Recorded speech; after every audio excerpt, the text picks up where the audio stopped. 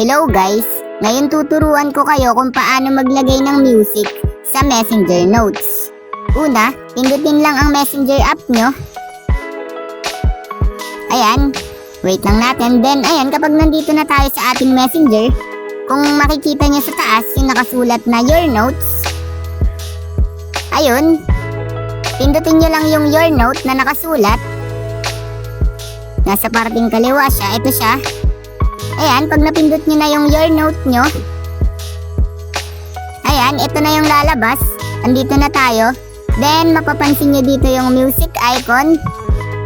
Yung nasa baba siya ng bilog.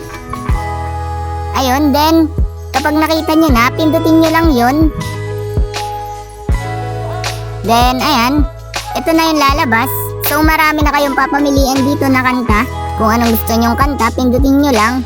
Then, ito naman, dito naman sa taas is yung magse-search tayo na gusto nating kanta.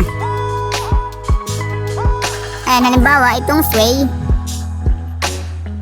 So, check ko lang kung ito nga yung gusto kong kanta. I-play ko. Ayan.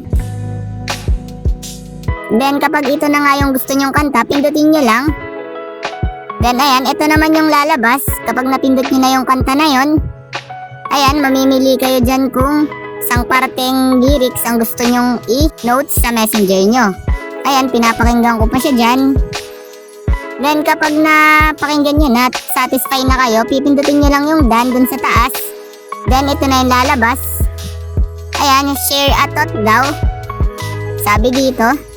So, optional lang yan kung gusto nyong lagyan o hindi. Ayan, pero lalagyan ko. Halimbawa, yan ang ilalagay ko. Then kapag nakapaglagay na kayo, mapapansin nyo sa taas yung share na nakasulat. Yung kulay blue, nasa kataasan siya. Ayun, then pindutin nyo lang yon. Then ayan, naglo-loading, wait na lang natin. Then ayan, naka-notes na siya dun sa ating Your Note. Ayan, kung makikita nyo, nakapag-notes na tayo ng music. Ayan, i-check ko, pipindutin ko. Then ayan, kung makikita nyo, naka-notes na nga siya. Share 1 minutes ago sa friends ko. So makikita to ng mga friends ko, itong notes ko na music. Ayun, ganun lang naman kadali mag-add ng music notes sa Messenger app. Ayun lang, thanks for watching. Subscribe for more videos like this. Thank you!